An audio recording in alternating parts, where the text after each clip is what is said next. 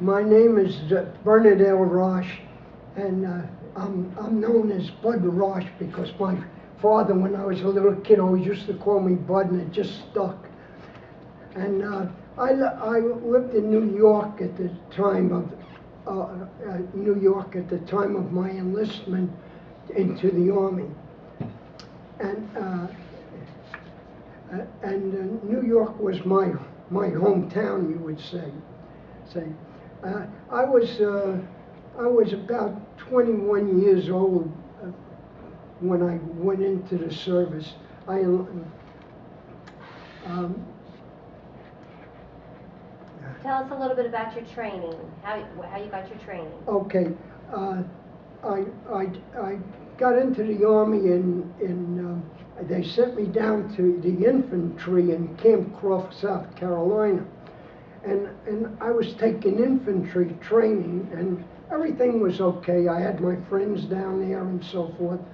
But one day, a colonel wanted to see me, and I didn't even know what that was about. In fact, I thought, did I do something wrong, you know? Well, anyway, I went to see the colonel, and he says, do you know what you're here for? And I said, I really don't. He says, well, I'm the personnel colonel, and I go through the records of all the people at this base. And he says, I noticed that you're an enlisted man, and you asked for the Air Force. And I like to see an enlisted man get at least what he put in for. He says, I noticed that you have some college and you can take the aviation cadet exam, and they give that every 3 months, and it's coming up in 3 days, so I put your name in for it. He says, now if you take that test and pass it, I'll pull you out of the infantry barracks, and I'll put you into another barracks where you'll be waiting to go to Nashville for classification. Classification meant they want to look you over to see if you'd be a good bombardier or a navigator or a pilot, see? So of course, I had my friends there and everything, and I didn't really know whether I wanted to do that. But I said, but he felt he did so much for me. I said, fine, I couldn't say anything else. I did take the test, and I passed it, and they put me in a transient barracks where everybody was transferring to some other place. And finally, Walter Winchell came to the base, and the fellas told him, we passed the test quite a while, and we never were called yet. So he wired President Roosevelt, and President Roosevelt, he sent back a message to get those men right to Nashville immediately, see? So here I was on my way to Nashville, and they gave us all kinds of tests and everything, and they classified me to go to pilot training. See? So then they sent me down to Alabama, and I was an underclassman. And I went through that training, and then I went through the upperclassman training, and then finally they sent me down to fly a little dinky plane. It was called it was a 2-wing plane. It was called a steerman, or the Army term for it was a primary trainer, PT-13. So that was a lot of fun, learning how to fly that thing, you know, and we did all kinds of maneuvers in it, and loops and spins and so forth. And then they taught me all of that, and finally I went through all of that kind of training, and then they wanted to switch me to, it was graduation time, and they wanted to switch me to navigation because they said they had too many pilots.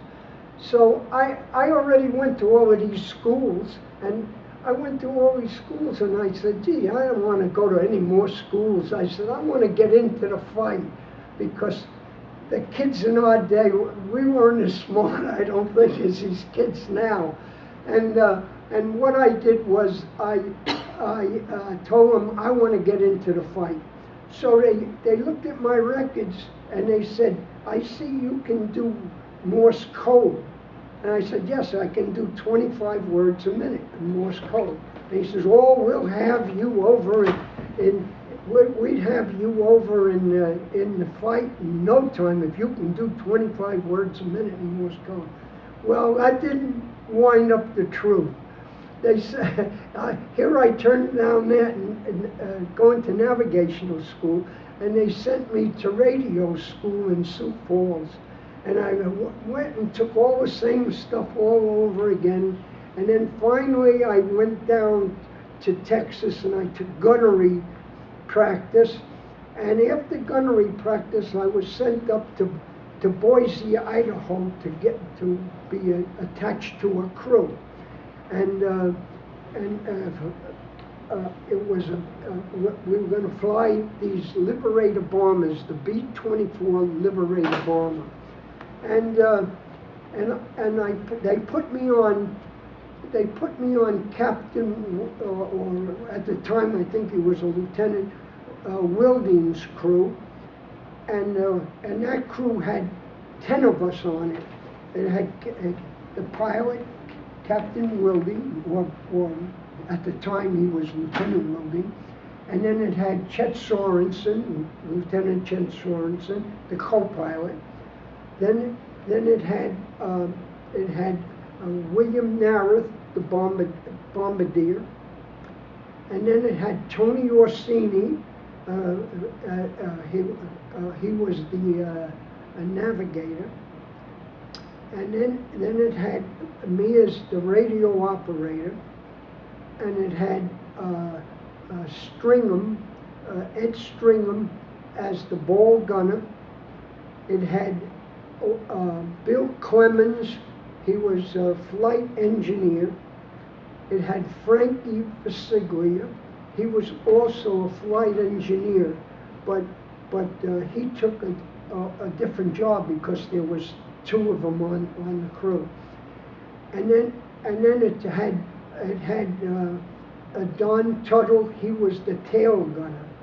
He was the tail gunner. And now there was one more let's see who that was now. Oh, it was Robert Best. He was the nose gunner. Well, we went through all kinds of training, mock bombings. We bombed San Francisco and we bombed Las Vegas and so forth. And then we had some places we'd actually drop 100-pound practice bomb. But they had a field with a target in it where we could do that, and they scored us to see if we're hitting the target and so forth. And then when this was all over, they sent us to Nebraska, to Lincoln, Nebraska, and we had a brand new plane there, and we took that plane and we flew it, I believe, to New York first, and we stayed there just one night, and then we went up to New Hampshire, an airfield, New Hampshire, and we got we loaded it up with blankets and sea rations and so forth, because being we're going overseas with it, they want to send things that we need.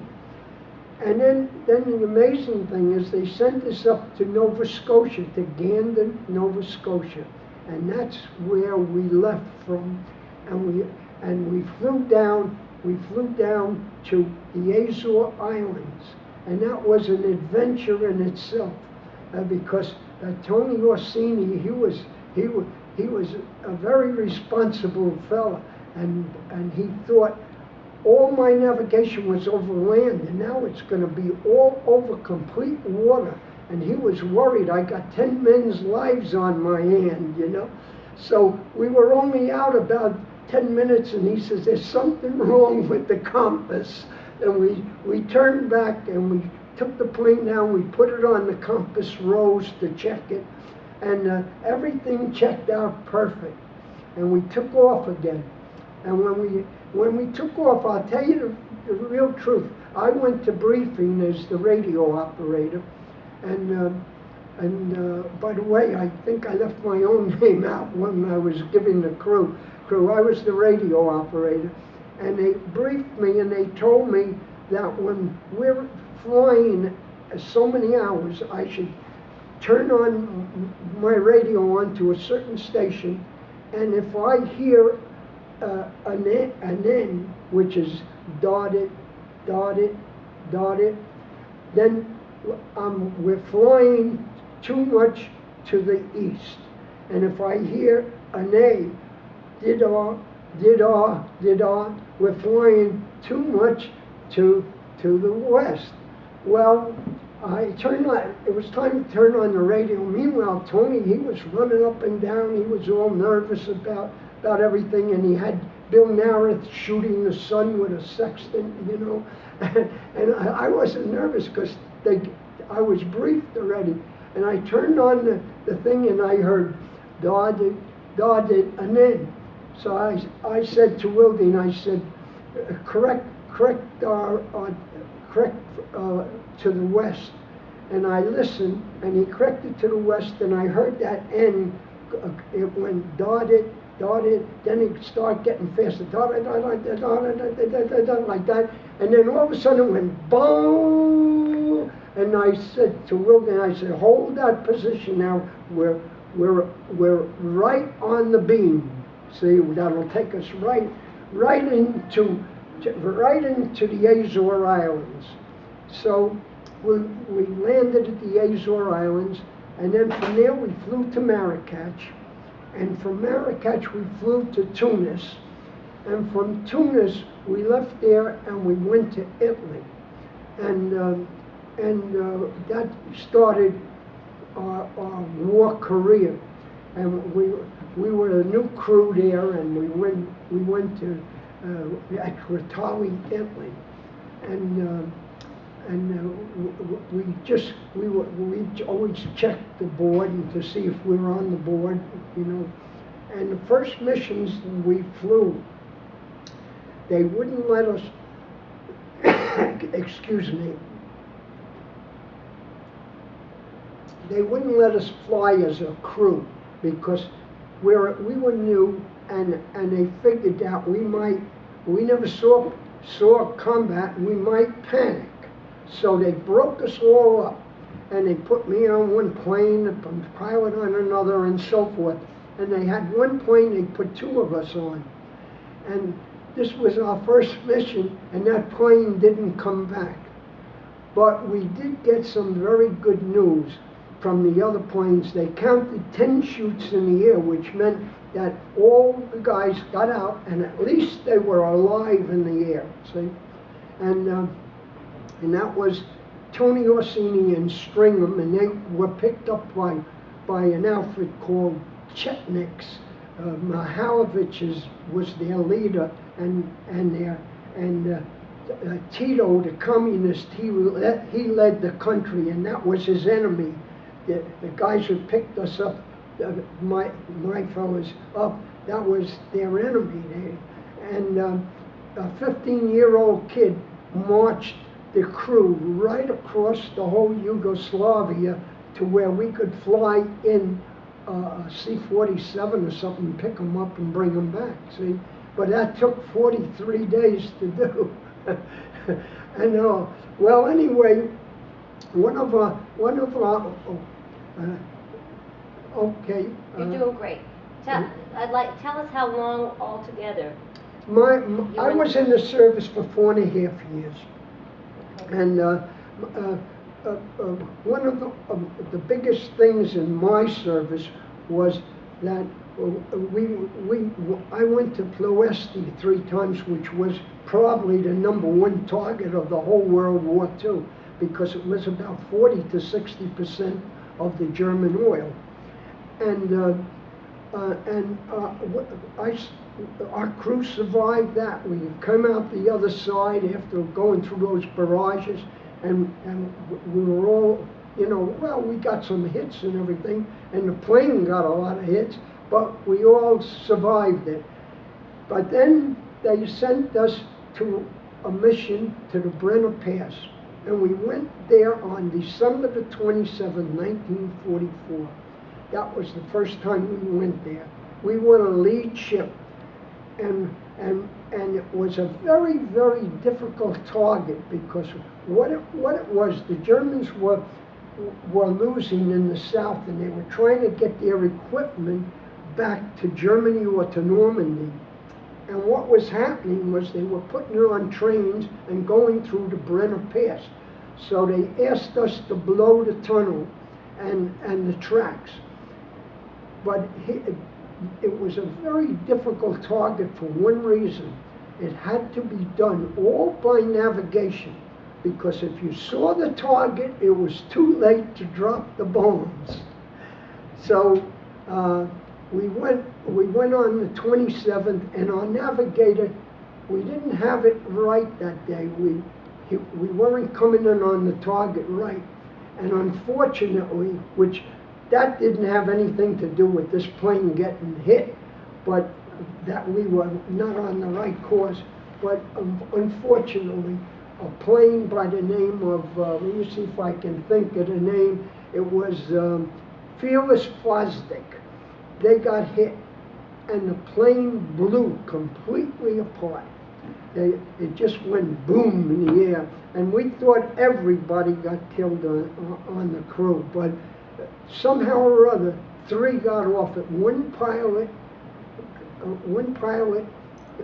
climbed through a little window near the pilot place there, and he bailed out, but he broke his back or his spine, and he was a paraplegic the rest of the time. In fact, I saw him at reunions, and he was in a wheelchair. Very nice guy, you know. And well, anyway, we went back on the 28th to do the job, and we were coming in very good on the target, and everything was going good, but the Germans had the guns in the mountains, and they were right close to us. And before we even got a chance to drop the bombs, the payload, they hit us. And they knocked out our #1 engine. The #2 engine only had half power, but we had 2 good engines on the other side. They hit me in my legs. I was hitting the lower ankle, and you can't see your legs. You got all this equipment over it, and you're worried. Is my leg still there? You know, and so forth. And I was hit up in the thigh, but that was a minor less move. It looked very bad. There was a lot of blood, but it was only a piece of flesh taken out. It didn't hit any bones, you know. Well, anyway, we were in pretty serious trouble, and we rang the alarm. There's 2 alarms. One is intermittent. It goes ding, ding, ding, ding, ding, ding. That means get ready to jump. And when we rang the intermittent alarm, 3 of our guys jumped. They didn't wait for any more alarms, because they saw what happened to the plane the day before, you see. And so they became prisoners of war. And we were losing some altitude, but we were still flying. And Frank Vasiglia, he took over he was the one that took over the flight engineering job. He said we had 1,100 gallons of gas yet on the plane, and he says, and we're still flying. He says maybe we could get out of here and not become prisoners of war. I'll tell you the truth, all of us guys were scared, you know, about that, because we saw what happened to the plane the day before, the way that blew up, and here we have a chance to jump, you see. So, well, we took a chance. They feathered the propeller on #1 engine. Feathering it means that they turn it so that it doesn't drag in the wind that cause you drag on the plane. and we had half power on the number 2 engine, and we had 2 good engines. So, but the pilots, we had no navigator, and the pilots actually couldn't see down. And they asked Bob Best to make sure we don't go over Ferrara River Bridge, because it was a very bad, a lot of firepower there, accurate firepower. And he made a little mistake, and he got us over it, and they shot up at us, and I don't know whether or not they hit us or anything, but Wilding, the pilot, he put that plane on one wing to get it out of there, and he really didn't want to do that. He wanted to keep it as flat as possible, not to put it on one wing, you know. And now we were coming to Trieste area, and we saw the Adriatic, and that scared the heck out of us, because they told us that if 10 jump over land, all could survive it. But if you jump over water or you ditch the plane in water, only you'll be lucky if 30% of the crew makes it, see? So we didn't know whether we wanted to go over the water. So we said, well, okay, we'll go over the water. You know, we took a chance, because we threw everything out of the plane to stop us from losing our altitude. We got rid of all the ammunition and everything. And everything was going real good. And then all of a sudden, about 2 hours or an hour and a half, the nose gunner says, we got 10 Messerschmitts out here. There's no way we're going to be able to fight 10 Messerschmitts. So everybody was going to run for their parachute, water or no water. But what happened, an amazing thing took place. 3 B-26s, a plane that I never saw one in the air, and this was about my 39th or 40th mission. I never saw one of these planes ever in the air. And 3 of them come right in formation to protect us, you know. And the Messerschmitts were out of our range.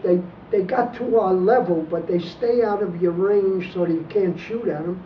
And then they go forward, and then they usually come back at you and shoot at you. But instead of them coming back, they just kept on going, which that was great for us, you know.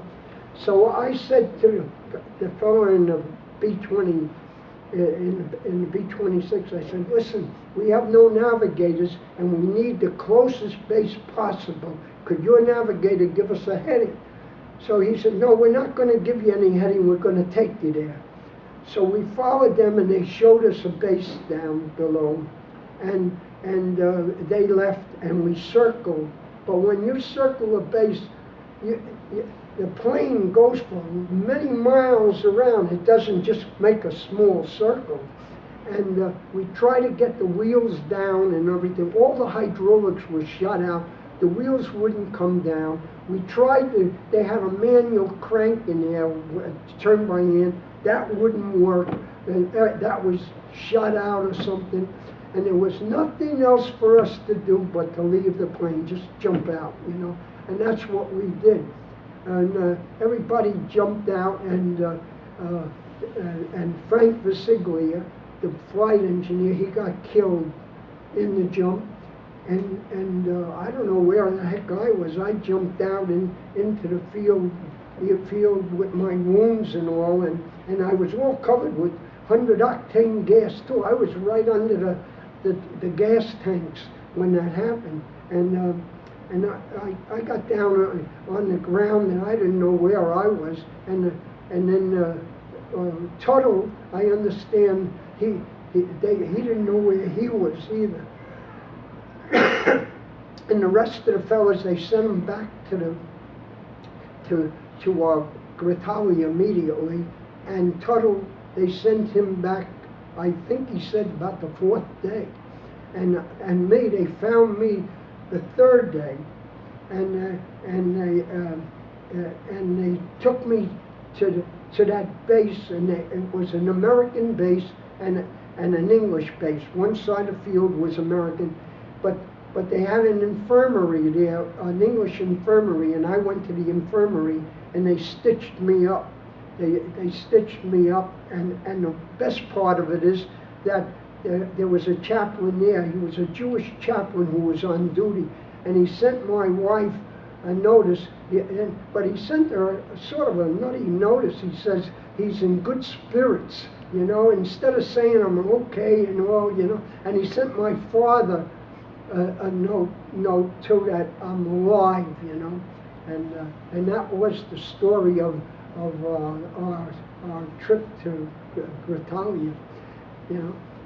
Now the B-24, everybody, you've all heard of the famous Flying Fortress, and it was a great plane also, but I think the B-24 was far superior because it had what they called a Davis wing on it, and it was a much more, a better engineered wing, and it had more lift to it than the B-17 Flying Fortress.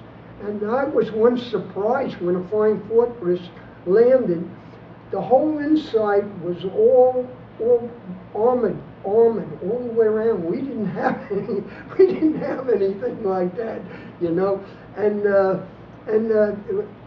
B-24, it fought in more areas, and it was used in more kinds of jobs. And he even used it for submarine duty, you know, and it did a very good job, I understand, as a submarine finder and exterminator, you know. Well, that's the story.